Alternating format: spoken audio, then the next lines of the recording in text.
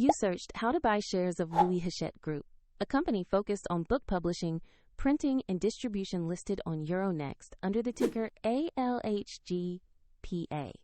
This video is educational only and not financial advice. To trade, you need a broker, and we use eToro as an example to show the process.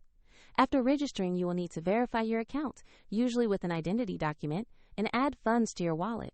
Use the platform search bar and type the ticker ALHG.PA to locate the Louis Hachette Group listing and select the correct asset from the results. On the asset page, check the basic company information and view the price chart to confirm this is the correct Louis Hachette Group listing before proceeding. Click Invest, enter the amount you want to allocate, then review the order details and confirm. If the market is closed, the order may be scheduled, and if funds are insufficient, the platform will prompt you to add them before finalizing. After the order executes, you will see the position in your portfolio. For convenience, the sign-up link is provided in the video description.